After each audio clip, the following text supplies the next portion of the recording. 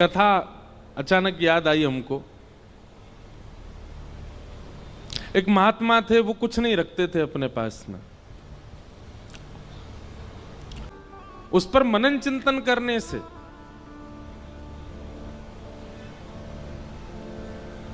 एक कथा अचानक याद आई हमको।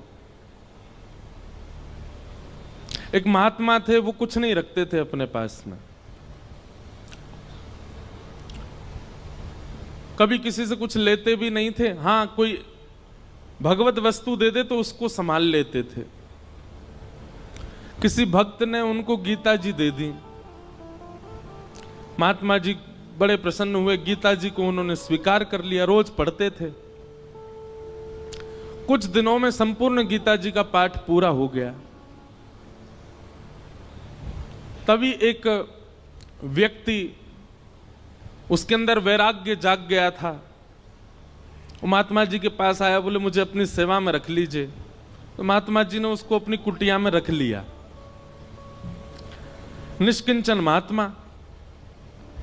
एक दिन उनके मन में भाव आया कि हम कुछ तीर्थ यात्रा करने के लिए जा रहे हैं। तो महात्मा तीर्थ यात्रा के लिए जैसे ही निकले तो चेलाराम से कह के गए, बोले देखो हमारी कुटिया में है तो कुछ भी नहीं, खाली है पूरी, एक गीता जी हैं बस, यही हमारी संपत्ति है, इनको संभाल के रखना। उसने कहा ठीक है। अब वो गीता जी को संभाल करके रखता था।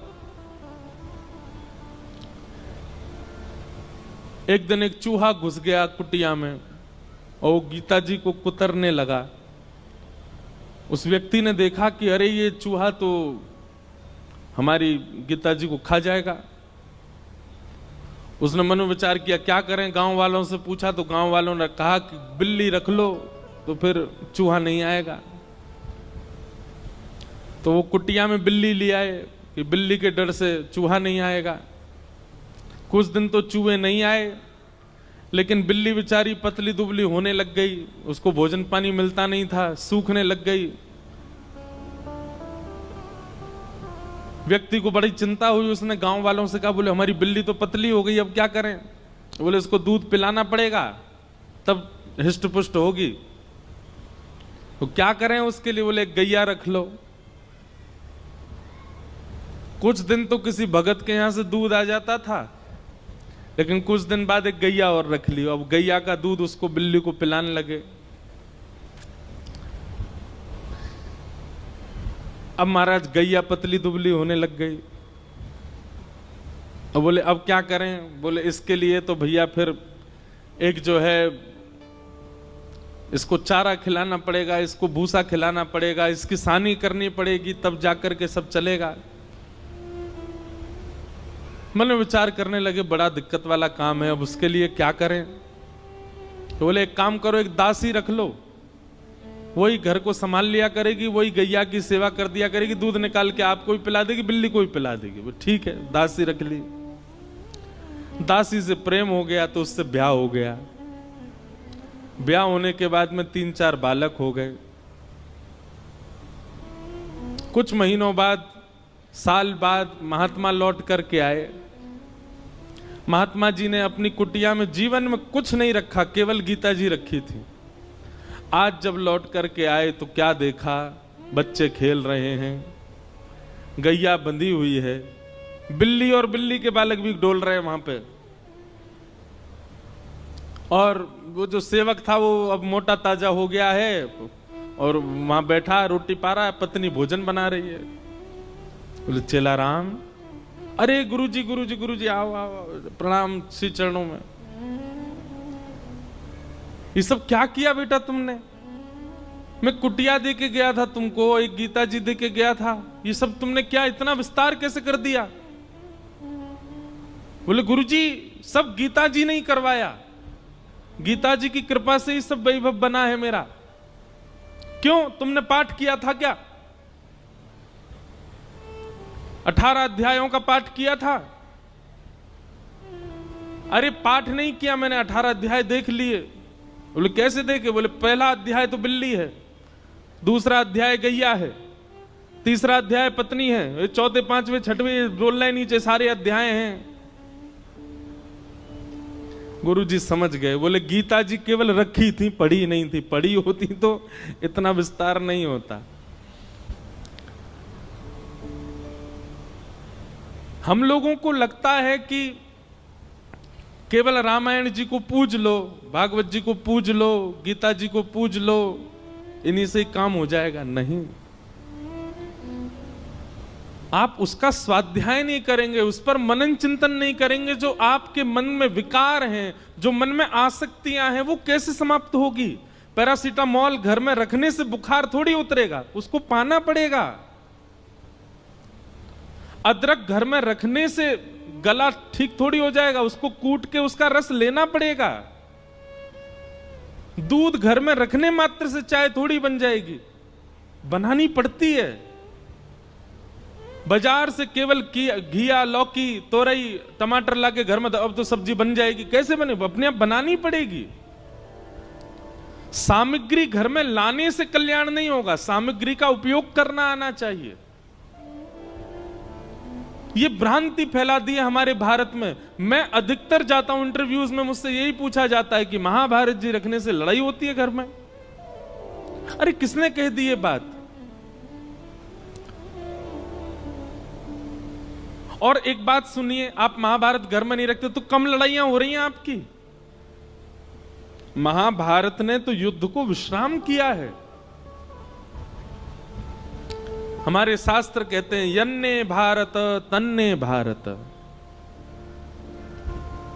पूरी दुनिया में आप जो कुछ भी देखते हैं, चाहे वो स्वभाव हो, चाहे वो व्यवहार हो, चाहे वो दोष हो, चाहे वो गुण हो, ऐसा एक भी दोष, गुण, स्वभाव, व्यवहार, क्रिया नहीं है संसार में जो महाभारत में नहीं लिखी हो। सब लिखा है। कई ऐसे व्यवहार हैं जिनका अभी तक प्रादुर्भाव नहीं हुआ, वो हमारे बच्चे, उनके बच्चे देखेंगे। जैसे हमारे दादा परदादाओं ने आज का युग का जो व्यवहार है ये नहीं देखा था। अब कई कई नए नए व्यवहार आविष्कृत हो रहे हैं ना, जैसे जैसे कलयुग आगे बढ़ रहा है। सब लिखा है महाभारत में। और जो महाभारत में नहीं लिखा, हमारे संत जन कहते हैं वो दुनिया में आपको कहीं देखने को मिलेगा ही नहीं। सब कुछ है महाभारत में। महाभारत का छोटा सा अंश है भगवत गीता, जिसने पूरे विश्व को ज्ञान दे दिया। समझो महाभारत कैसा होगा।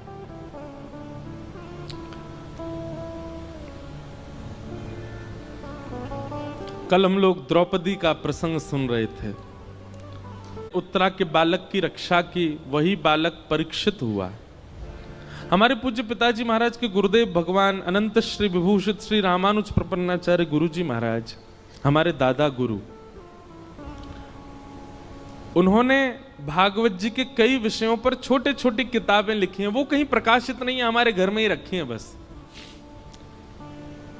तो कभी कभी मैं देखने का अवसर मिलता है तो मैं उसमें भाव देखता हूं गुरु जी के। तो वहां गुरुजी एक बात को संकेतित करते हैं कि भगवान ने उत्तरा के बालक की रक्षा क्यों की। अच्छा, भगवान बाहर खड़े खड़े भी ब्रह्मास्त्र को नष्ट कर सकते थे, लेकिन ठाकुर जी गर्भ में क्यों गए? गर्भ में जाकर के उस बालक की रक्षा क्यों की?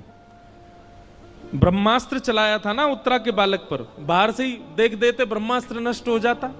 ठाकुर जी भीतर क्यों गए? और वो भी उस गर्भ में गए जिस गर्भ में न जाना पड़े, इसके लिए सारे वेद वेदांत और उपनिषद कहते हैं, सारे पुराण यही तो कहते हैं ऐसे कर्म करो कभी गर्भ में ना पड़ो। भगवान खुद चटपट घुस गए भीतर रक्षा के लिए।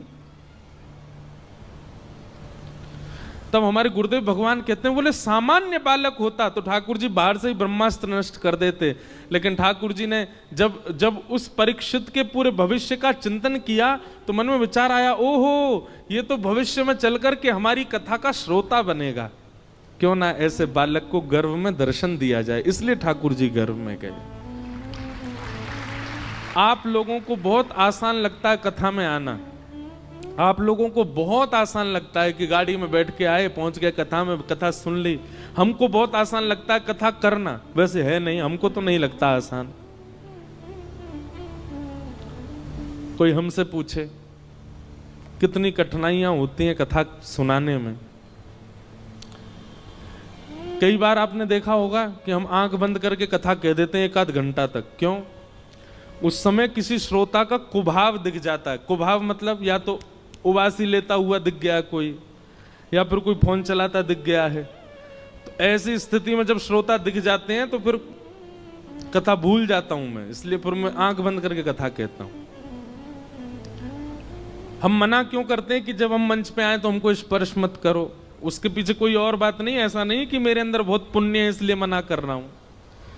मैंने अनुभव किया है कि कई बार लोगों के स्पर्श से हम जितने भावना बना करके आए मंच पे आके सब भूल जाता हूं मैं। आप तो सद्भाव से स्पर्श कर रहे हो, पर किसी का कोई भाव ही नहीं है, वो देखा देखी स्पर्श कर रहा है। इसीलिए दूर से प्रणाम करो, आपको ही फायदा मिलेगा, हम कथा अच्छे से सुना पाएंगे। पर जब बहुत ज्यादा लोग स्पर्श कर देते हैं तो मैंने देखा है कि मेरे भाव जितने होते हैं शून्य हो जाते हैं। कथा करना भी बड़ा कठिन है, पर कथा सुनना भी बहुत कठिन है। कथा में बैठना, बैठ करके बहुत देर तक श्रवण करना, और केवल श्रवण नहीं, उसका निरुध्यासन करना, उसको समझ करके जीवन में उतारना, ये भगवत कृपा के बिना नहीं हो सकता।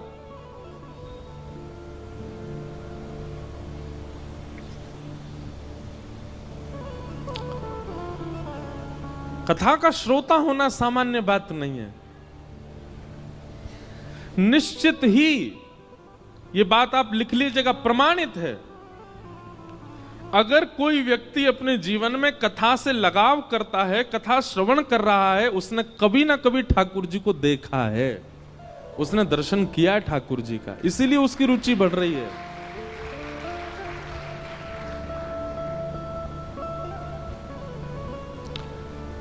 क्यों इतना आनंद आता है सुनने में? क्यों इतना सुख मिलता है आपको? क्योंकि कभी ना कभी आपके जो भीतर चित्त है, आपकी जो आत्मा, उसने कभी अनुभव किया है ठाकुर जी का। इस जन्म में नहीं तो गर्भ में किया होगा, गर्भ में नहीं तो पूर्व जन्म में किया होगा, कभी तो किया है। तभी आपकी रुचि बढ़ रही है, तभी कथा सुनते सुनते नेत्र सजल हो रहे हैं, कथा सुनते सुनते प्रसन्नता हो रही है, कथा सुनते सुनते रोंगटे खड़े हो रहे हैं। ये सब विचार, ये सब प्रभाव हमारे ऊपर क्यों हो रहे हैं? क्योंकि कभी ना कभी तो ठाकुर जी का दर्शन हुआ है हमें।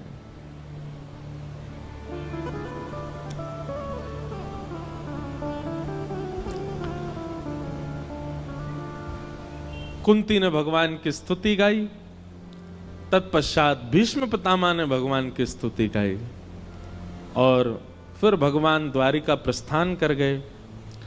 उत्तरा के गर्भ के बालक ने जन्म लिया, और कुछ वर्ष बाद जब भगवान अपनी लीला पूरी करके चले गए, तब पांडवों ने उस बालक को राज्य गद्दी पर बिठा दिया, और पांडव भी स्वर्गारोहण को चले गए।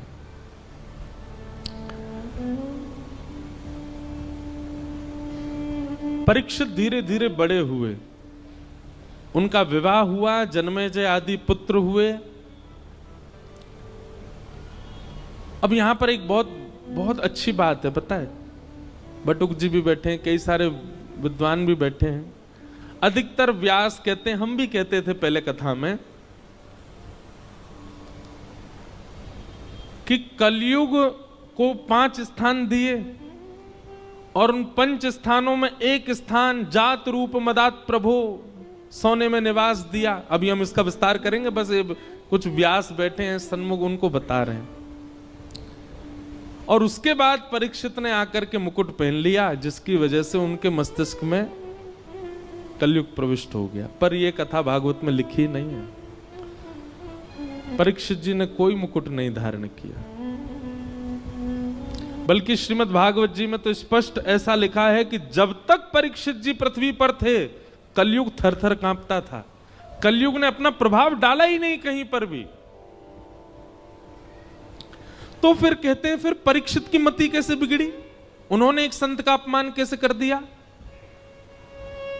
तो यहां भाव बताया गया, क्षुधा, भूख।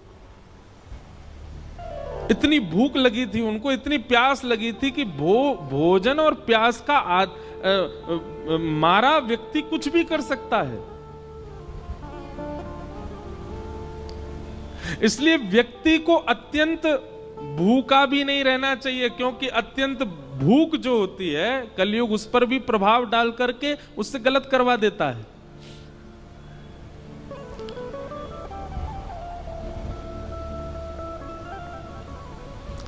दो लोगों को भगवान नहीं मिलते।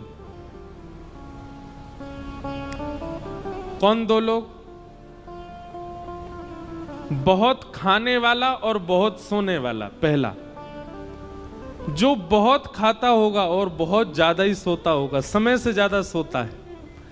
अच्छा देखो, एक हमारे जैसे सोने वाले हैं। हमारे जैसे सोने वाले मतलब जिनकी 4-4, 5-5, 6-6 महीना की नींद बकाया है। कभी कभी नींद आती है तो खूब देर तक सो लेते हैं, पर कभी कभी सो पाते हैं हम। लेकिन एक व्यक्ति करता धरता कुछ नहीं, पूरे दिन पड़ा रहता है बस, फिर भी उसको इतनी नींद आती है कि रात में सोता है, सवेरे उठता है 10-11 बजे। परिश्रम नहीं करता, कहीं बाहर जाने का उसका काम नहीं, घर में पड़ा रहेगा पूरे दिन, और फिर भी उसको इतनी नींद आती है कि 7-8 घंटे सोता है। ऐसे व्यक्ति को ठाकुर जी नहीं मिलते। जो पारिश्रमिक नहीं है, परिश्रमी नहीं है, और फिर भी सोता है। और दूसरा, बहुत खाने वाला।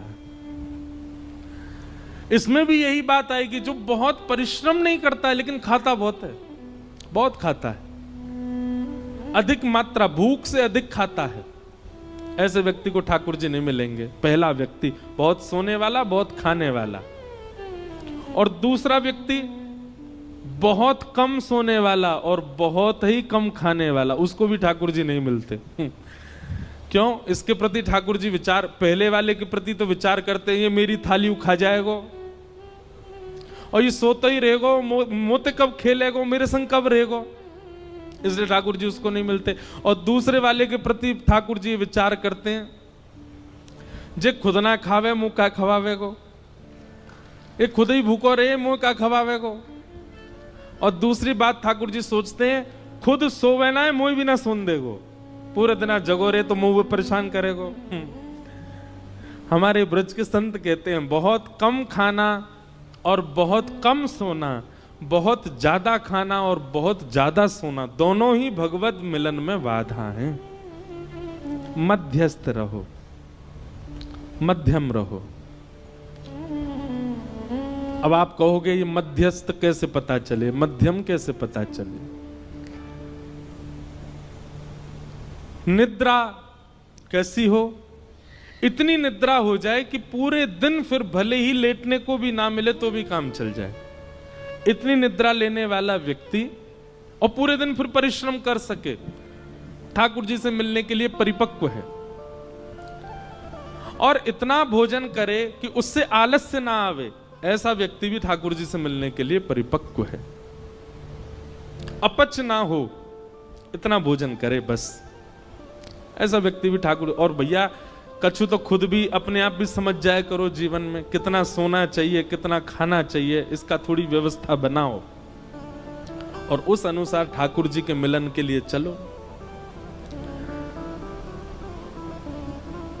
तो परीक्षित जी महाराज एक दिन विचरण कर रहे थे और विचरण करते हुए उनको कलयुग मिला,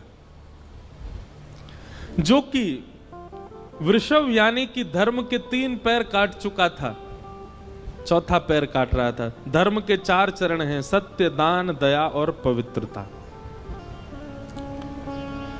कलयुग में केवल 1 पैर बचा है धर्म का, वो है सत्य। दान, दया और पवित्रता तो खत्म हो चुके हैं। कलयुग में दान नहीं करता व्यक्ति, दिखावा करता है। कलयुग में दया नहीं करता व्यक्ति, एहसान करता है। कलयुग में पवित्र नहीं रहता व्यक्ति, केवल पवित्रता का आडंबर करता है। थोड़ा बहुत यदि बचा है तो सत्य बचा है। सत्य भी बोलता नहीं है, सुनने के लिए सत्य चाहिए। दूसरे से भले ही झूठ बोले पर अपने लिए उसको सत्य चाहिए, इतना सत्य बचा है बस। और कलयुग उस चौथे पैर को भी काट रहा है, सत्य को। तभी परीक्षित जी महाराज पहुंच गए, कलयुग को पकड़ लिया, जान से मारने लगे, चरणों में गिर गया, महाराज मुझे स्थान दे दीजिए। तब 4 स्थान प्रदान किए, द्यूतम, पानम, स्त्रिय, सूना, ये 4 स्थान पहले प्रदान किए। जुआ, मदिरा पान, भक्ष भक्ष सेवन, पर स्त्री पर पुरुष गमन और हिंसा, लड़ाई झगड़ा, कलेश, इसमें कलयुग का निवास। कलयुग ने पुनश्च याचना की, बोले कि महाराज मेरा परिवार बड़ा है, एक स्थान और दे दो। तो उसको जात रूप मदात प्रभो, अनीति से कमाया गया धन, 5वां स्थान प्रदान किया। इन 5 स्थानों पर बहुत सावधान रहा कीजिए। कभी भी जुआ में नहीं खेलना है। जुआ का मतलब क्या होता है? धन को दांव पर नहीं लगाना है। यह शर्त लगाना भी एक प्रकार का जुआ है, नहीं लगाया कीजिए। भैया सीधी बात है, किसी की पत्नी को दांव पर लगा दोगे, पति छोड़ेगा आपको? और वो भी पति कौन है? जगत नियंता, जगदाधार, जगदीश्वर, त्रिलोकीनाथ, उनकी पत्नी है लक्ष्मी। आप लक्ष्मी को दांव पे लगा दोगे, नारायण प्रसन्न रहेंगे आपसे। भागवत जी में वर्णन है कि जुआ खेलने वाला व्यक्ति लक्ष्मी को असद स्थान पर प्रयोग करने वाले व्यक्ति से पंचदेव सदैव नाराज रहते हैं।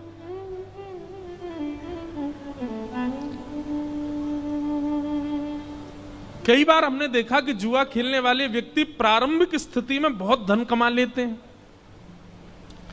बहुत ऐश्वर्य भोग लेते हैं, सब सुख संपत्ति होती है।